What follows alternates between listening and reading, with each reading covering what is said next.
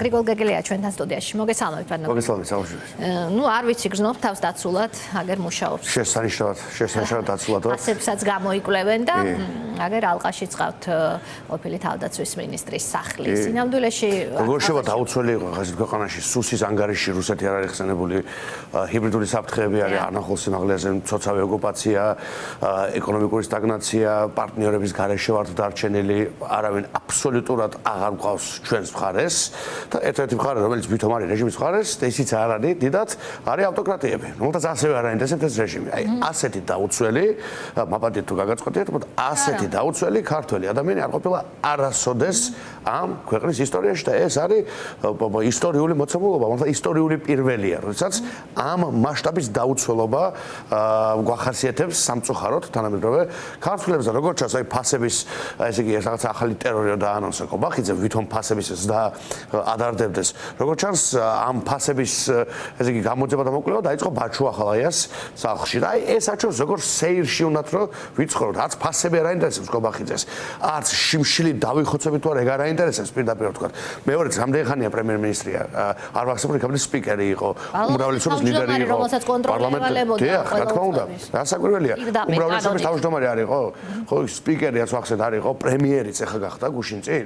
ეხლა გაიგო რომ ამ ქვეყანაში საშინელი ფასებია? ეხლა გაიგო რომ ინფლაცია არის მის გამო და მისი ადმინისტრაციის გამო? რა თქმა უნდა, ეხლა გაიგო რომ იმპორტ ექსპორტის მაინც გაყოლოდა თავის დროზე ეს პორტოხალი რომ წამოიღო იმ მაღაზიიდან და მე ის ხალხი დღემდე რომ სასამართლოს ან იმპორტ ექსპორტის მარჟა რაც არის ჩემ გამოა, თქვენ გამოა, ეხლა გაიგო რომ ეს ფასები არის მათ შორის დიდწილად გამპირებული იმ ძალიან უარყოფითი ნეგატიური სალდოთი რაც არის იმპორტსა და ექსპორტს შორის, ხო? ძალიან ცუდი ურთიერთმიმართება. და გეგონება რომ გუშინ გაიგო ეს ყველაფერი ამ ადამიანმა, რომელიც საფრთხეში საერთოდ აბსოლუტურად მაპატით გარტყმაში არ არის, რა ღირს პური, რა ღირს ზეთი და ასე შემდეგ. იმიტომ რომ ის რა თქმა უნდა ის თავისუფლად დაიმდაბლებს, ხო, ჩვენსავით მოკვდავი ქართველებივით, რომ ამ ყველაფრის ფასი იცოდეს და აწუხებდეს, ანახე შიმშილი ხარ შეაწუხებს მას. 13 წლის თავზე მიხვდა რეჟიმი, რომ აქ სხვაობაა ფასებში ევროპასა და საქართველოს შორის. ჩვენ მაყურებელს ვეთქვით, რომ პარალელურად პირდაპირ ეთერში ვტოვებთ კადრს ბაჩუახალაიას სახლის მიმდებარე ტერიტორიიდან, რა თქმა უნდა, ნებისმიერი სიახლის შემთხვევაში ჩვენ დაუბრუნდებით შემთხვევის ადგილს, არ ვიცი შემთხვევის თუ დაკავების სავარაუდო ადგილს, ყოველ შემთხვევაში ჯერჯერობით დუმს სამართალდამცავი უწყებების წარმომადგენლები ადგილზე და სუსშია დაანონსებული 7 საათზე ბრიფინგი, რომელიც ფასებთან კავშირში წესით არ უნდა იყოს და უფრო ბაჩუახალაიას სახლთან მიმდინარე პროცესებზე იქნება. ასეთია ჟურნალისტური, ინტუიტიური მოლოდინი, თუმცა ამ რეჟიმისგან არაფერია გამორიცხული. ნახოთ, ბატონო გრიგოლ და სხვაობა საქართველოსა და ევროპულ ფასებს შორის ახლა რომ აღმოაჩინეს. ამას ვეუბნებით ჩვენ დიდი ხანია, რომ საქართველოსა და ევროპას შორის სხვაობა არა მარტო ფასებში, არამედ ადამიანების უფლებების ნაწილში პირველ რიგში და იმ ქვეყანაშია კონკურენტული ფასები, სადაც გარემოა დემოკრატიული და სადაც ადამიანს არ იჭერენ უაზროდ პოლიტიკური მოტივებით, სადაც სასამართლოა თავისუფალი და ასე შემდგომ. ესე იგი, საბჭოთა სისტემის მსგავსად ესენი ცდილობენ ფასების კონტროლს და თითქოს საბჭოთა ადამიანებით ეუბნებიან მოქალაქეს, რომ შენ სხვა არაფერი არ გჭირდება, თუ ეხა ჩვენ 20 ლარით მოგიმატებ პენსიას და რაღაც სიმბოლურად შეიძლება რომელიმე პროდუქტი გავაიაფოთ, ეს გეყოფა ადამიანის უფლებები არ გჭირდება. კი, ეს არის არსებითად ძალიან გავს, როგორც იმასთან აი ესეც პრობლემაა სამწუხაროდ გადავიდოდე.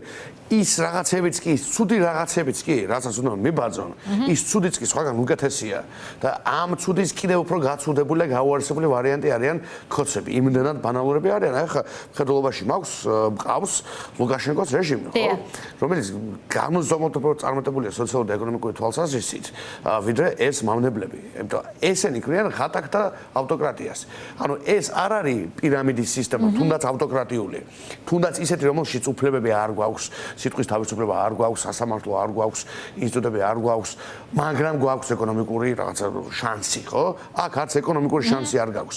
აი ეს მინდა ხომ ყოველთვის ამ თემის გარეშეც ყოველთვის ხაზგასმით თქვა და ადრეს თქვენთანაც მიხსენებია მახსოვს საუბარში, ეს არის ღატაკი ავტოკრატია და ეს მოდელი ძალიან სწორად უნდა გავიგოთ, როგორც ეს მოდელი ხელი. იმიტომ ქოცური ამოცანა არ არის, რომ ვინმე გამდიდრდეს, ვინმე უკვე ცხოვრობდეს თუნდაც ავტოკრატიის პირობებში და უფლებების გარეშე. ქოცების ამოცანა არის, რომ დავიქცეთ და გავვერანდეთ ბოლომდე და ეს კიდევ სხვა რამეა. ეს არ არის მარტო ავტოკრატია.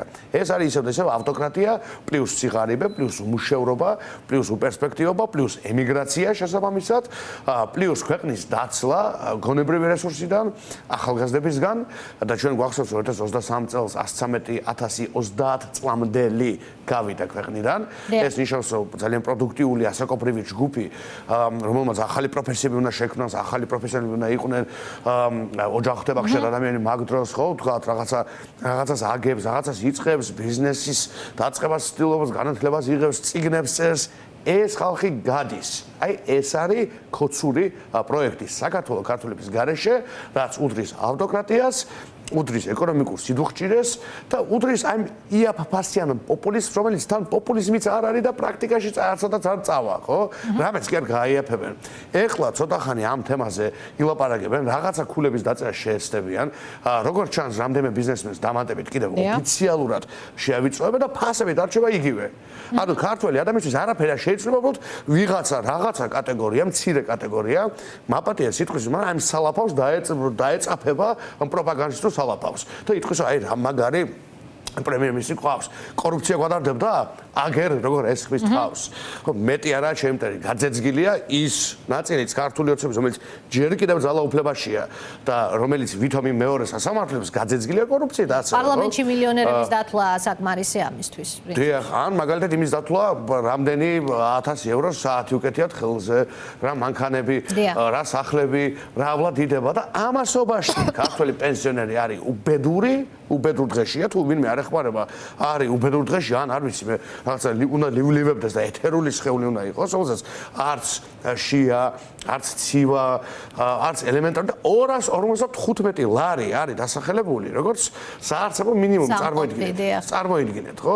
აქ არ შედის, რა თქმა უნდა, გათბობა, არ შედის ტრანსპორტი, არ შედის ელემენტარული საჭიროებები, რაც ყველა ადამიანს ნებისმიერ ასაკში გააჩნია და ისიც რაც შედის, ისიც არის არასწორად დათვლილი.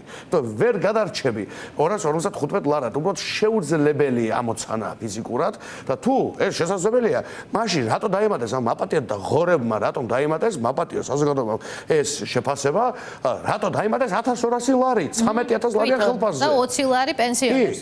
თუ შესაძლოა 255 ლარად თუ შემიძლია გადარჩენა დღეს ამ ქვეყანაში 13000 ლარიან ხელფასზე 1200 ლარს რატო იმატებ და თან კიდევ პენსიონერს რომელსაც ყველაზე მეტად უჭირს უმატებ 20 თუ 30 ლარს და ყოველი მეოთხე ბავშვი შიმშილობს და მე პირადად მაგალითად მეთქმის იმიტომ რომ 19 წლიდან ამ თემაზე ყოველთვის პედალირებ და ვაქტიურებ და ძალიან მნიშვნელოვანია რომ ყოველი მეოთხე ქართველი არ შიმშილობდეს ხო ვინც იზრდება და ამაზე რომ ლაპარაკობდი ეცინობა რომ სადარი ამისი ფული გვიჭირს და 600 მილიონი რომ კომოდში უდევთ და ოქროს ზოდები იმისთვის როგორ არ გვიჭირს ამ ბავშვისთვის გვიჭირს რომ ვერ განვითარდეს გვიჭირს რომ ჩინოვნიკები ფულს თურმე სახლში მიაქანებდნენ აი ეს არის ქოცობა მარტო ავტოკრატია კი არ არის ღარიბი ღატაკი ავტოკრატია და ეს უნდა გავაგებინოთ ადამიანებს ღატაკ ავტოკრატიაში სულ საჭიროა ხალხის მტრის ძიება deep state-დან და გლობალური ომის პარტიიდან დაწყებული შიდა მტრების ძიება ჩვენ როგორც ჩვენ ზედმეტი მოუვიდათ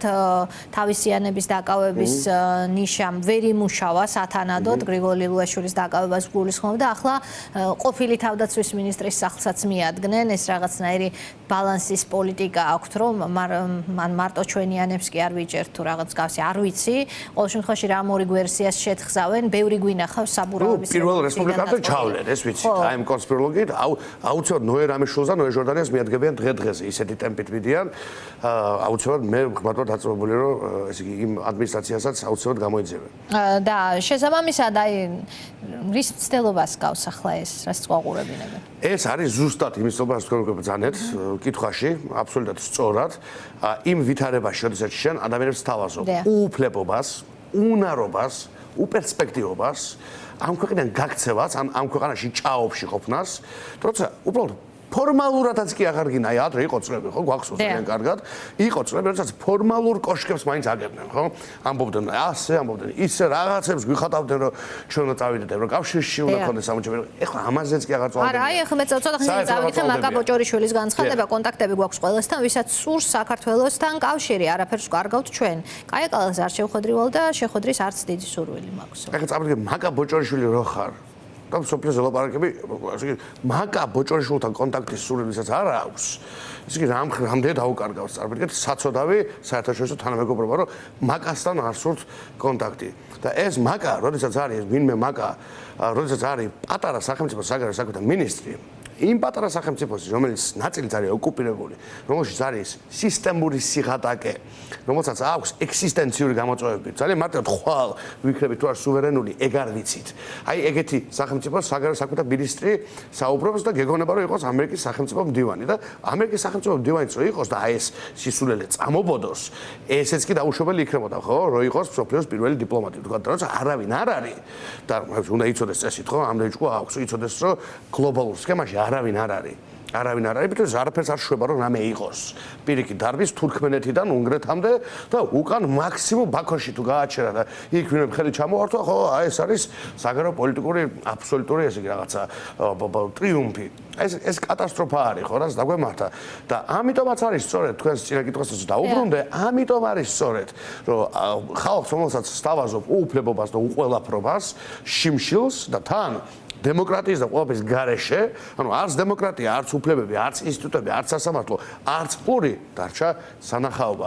აი, ადრე რო იყო პური და სანახაობა, ხო ვთქვათ, ხოლმე სანახაობა, ხო ქოცური ფორმულა არის სანახაობა. იმიტომ აქ პური დიდი ხანია დამთავრდა, ხო და იგივე ქოცისთვისაც კი და ეს სულ მაუცებს ხოლმე და ეხაც მინდა ხაზი გავუსვა, ხო? რიგით ქოცზე მაქვს საუბარი, არა ვთქვათ ლილუაშვილზე, ღარიბაშვილზე და სხვებზე.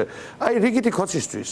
სულ მინდა ხოლმე ვიკითხო და სულ მინდა ვკითხო. და როცა მოხვდები ქოც ვეკითხები ხოლმე ქოც მოქალაქეს ხო მისთვის რა შეიცვალა გამაგებელს ვინმე არ მაქვს საუბარი იმ ხალხზე ვისაც ისევ და ისევ უჯრაში უდევს ლანჩის ფულად 6 მილიონი და 6 ლარი რო არ მომატებია 13 წელში კეთილდღეობა დოლარი რასაკვირველია და 6 ლარი არა თუ 6000 და 60000 6 ლარი თუ არ გაზრდილა ვიღაცის კეთილდღეობა და მისი შვილის აი ის მაპატია და რა ტვინით რა ჭკუით საერთოდ რა სინდისით რატომ შეიძლება რომ იყოს თანამედროვე საქართველოში ესეთი ადამიანი ქოც იმიტომ რომ აბსოლუტური უმრავლესობა იგივე ქოცებისა არ არის ამ სისტემასთან ესე დაკავშირებული ხო რომ 6 მილიონებია დღეს ხო აქ საუბარი რამდენიმე ათეულ ან 100 ადამიანზე ხო დანარჩენი უნდა გამოვგლიჯოთ უნდა გუთხრათ ამ ხალხს რომელსაც აშინებენ სოციალური დახმარებით და ასე შემდეგ რომელიც რჩება საათ ხო 800-ზე მეტი ადამიანი ხო არის დაკარგვის იმ სიღატაკეში მინიმალური მიზერული